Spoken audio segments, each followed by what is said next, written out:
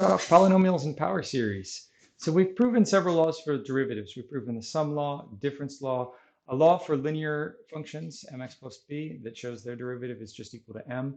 We've proven the product and quotient and chain rules for derivatives, and an inverse function rule too. Now it's time to put these to work to differentiate some basic functions, and I want to just indicate and sketch how we get some of the basic rules for manipulating polynomials. So we know that the derivative of z is 1, and we know that the derivative of any constant is 0.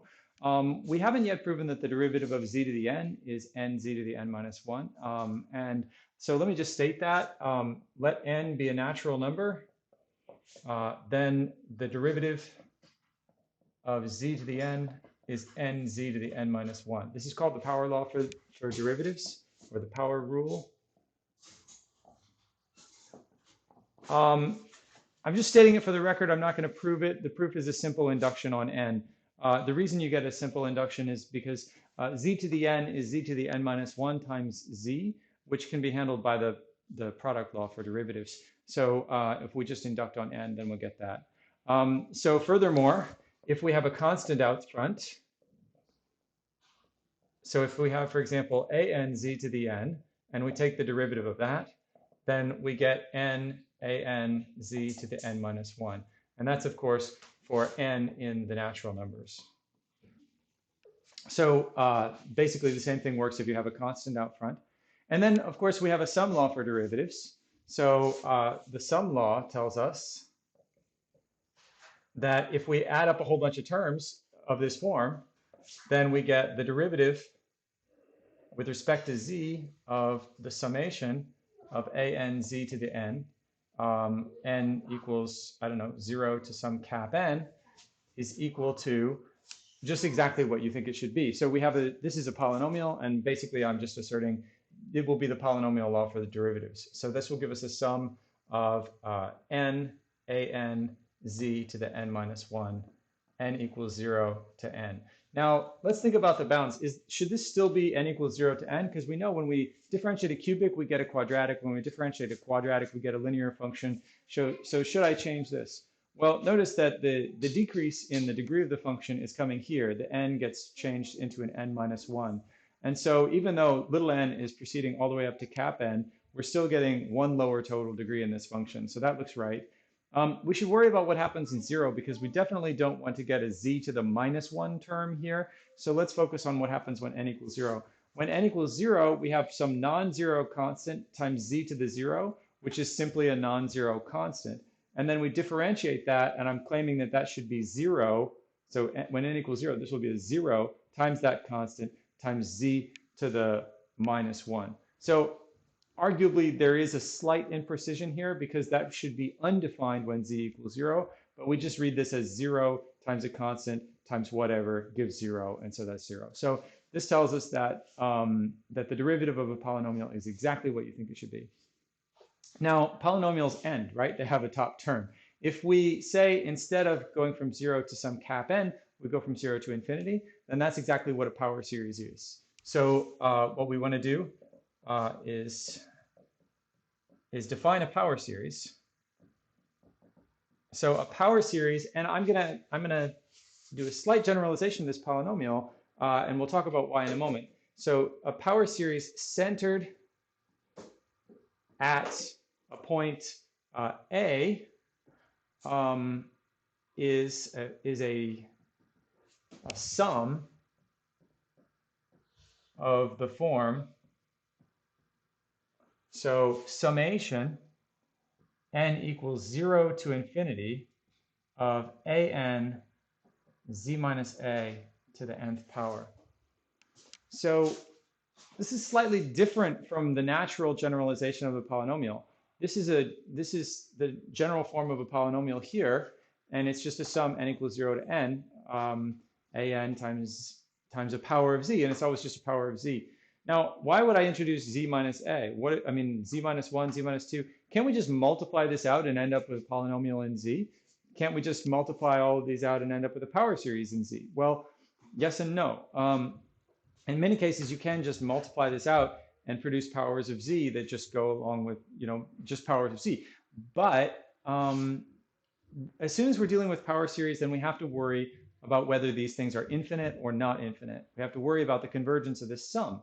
And if I'm worried about this convergence of this sum, then multiplying out all of these terms, all infinitely many of these terms, and then regrouping them might be problematic. For example, if I have infinitely many terms and I multiply every one of them out and produce these infinitely many constant terms, and then try to regroup the constant terms and regroup the linear terms and regroup the quadratic terms, then those regroupings might themselves be infinite in ways that this original sum was not necessarily going to give you that divergence originally. So convergence and divergence depends on whether we're doing this shift by A. And so we can't just assume that we'll always just multiply it out and get a power series whose terms are powers of Z. So this is the general form of a power series for the complex numbers. And we have a lot of questions about this. Because it's an infinite sum, the first question that we need to ask is, will it converge or diverge? And of course, it depends on the coefficients a n. The next question we need to ask is, will it have a derivative? And if it does have a derivative, will the derivative be obtained by using the naive rule that we are showcasing here? Just reduce the power by 1, bring the power down, and carry on, right? Will it be basically a simple generalization of the derivative law for polynomials, or will it have something else more complicated going on? So because the first question is convergence, I want to remind you of the Weierstrass M-test. Weierstrass M-test is a tool for demonstrating the convergence of a series of functions on the grounds that those functions are uniformly bounded by some bounds mn. So if you have some functions un and they are uniformly bounded in modulus by some non-negative real numbers mn, and if those bounds, when summed, converge, then indeed the sum of all of the functions converges. Not only converges, but it converges absolutely, because I mean, their absolute values are bounded by these positive values. That's not surprising, but also converges uniformly.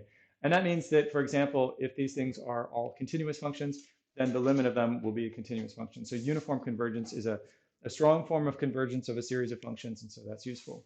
Now, the Weierstrass M-test will be our main tool for demonstrating the convergence of power series. And I want to look first at a simple example, which is a geometric power series. So let's look at what happens when all of these coefficients are 1 and A is 0, and we just have the sum of all of the powers of Z. So let's look closely at this, which is really the central example that informs all of the general rules. It's not just an example, it's kind of at the root of all of our general rules. So our simplest example of a power series and its convergence is the power series f of z equals summation z to the n equals 0 to infinity. So do we have uniform bounds for this? Well, it depends what the value of z is. It should be obvious this is not going to converge for all values of z. If z equals 1, then this is literally 1 plus 1 plus 1 plus 1 plus 1 plus 1 plus 1. If z equals minus 1, this is 1 plus minus 1, 1 plus minus 1 plus 1 plus minus 1. That's not going to work. If z is 2, it's even worse. It's going to be 1 plus 2 plus 4 plus 8. It's really bad. So this is going to diverge for a lot of normal values of z. But if z is small enough, then we can hope for convergence. So what do I mean by small enough? I mean less than 1 in modulus. So let's let r, maybe cap r. Let's let cap, no, let's use little r. So let's let little r be a value strictly less than 1. So let's let little r be greater than 0, but less than 1 in the real numbers.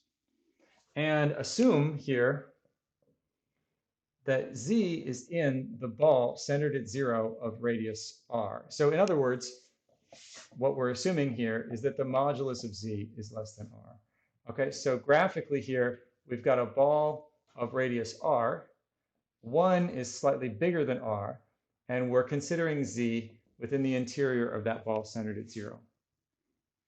Okay, so if r is in this range, and the modulus of z is less than r, well, then we can let un of z simply be z to the n in the Weierstrass M-test. And then un of z modulus is the modulus of z to the n, which is the modulus of z to the n, which is less than r to the n. And so, which we can then define to be our bounds mn in the context of the Weierstrass M test. So what we have is we have some uniform bounds r to the n for the functions z to the n. Now, because r is less than 1 here, the summation of r to the n equals 0 to infinity, is a real geometric series. Moreover, since r is less than 1, it's a convergent one, and it converges to 1 over 1 minus r.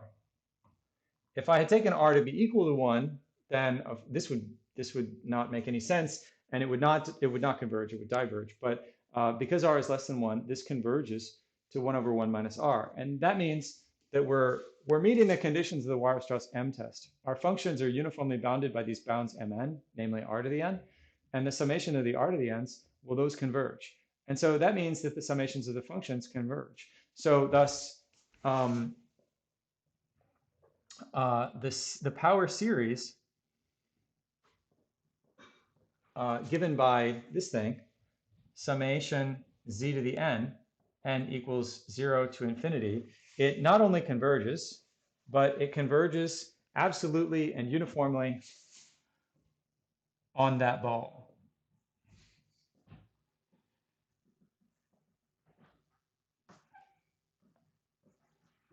On the ball B0R. Now you might think it's kind of odd that I chose r to be less than 1 and then z to be less than r, right? Why not just choose r to be equal to 1 and then z to be less than r, and then that would make z less than 1 anyway. That would kind of work in this example, but we would have a slight problem. If r were equal to 1 and z were less than r, then indeed we would get convergence here.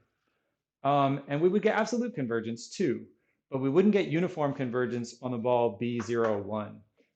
So in order to get uniform convergence from the M test, we need the bounds themselves to converge. And if r were equal to 1, then the bounds r to the 1, r to the 2, r to the 3, which would just be 1, 1, 1, 1, 1. Those bounds, when summed, would not converge. And so that would not work to choose r equal to 1. But if we choose r less than 1, then we get absolute uniform convergence on the ball B0R.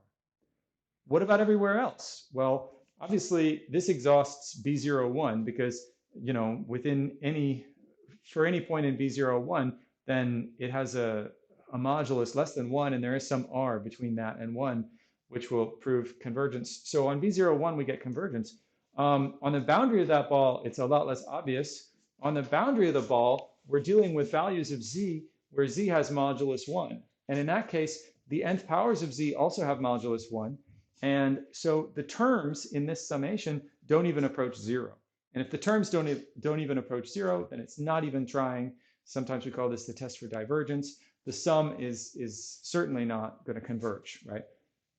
If the terms do approach 0, then you have a chance. Maybe, maybe not, you get convergence. But if the terms themselves don't approach 0, then you get divergence. So on the boundary of the ball, we get divergence. And outside the ball, when z has a modulus greater than 1, then obviously these terms go to infinity and their sum doesn't converge.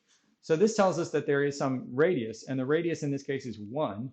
And the function converges within the ball of that radius. If we back off that radius a little bit and choose a smaller radius r and look at B0R, then we get uniform absolute convergence on that ball.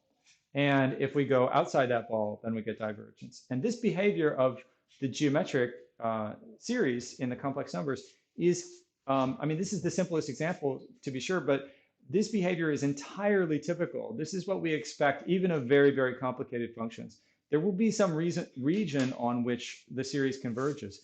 And that region has a tendency to just always be round. And so it will always be a ball of some radius. And if we back off that radius a little bit and choose a slightly smaller radius, then we will get a slightly smaller ball on which we can assert absolute and uniform convergence. And if we go a little bit bigger, then we'll just get divergence. So this is the typical behavior that we need to expect of complex functions generally.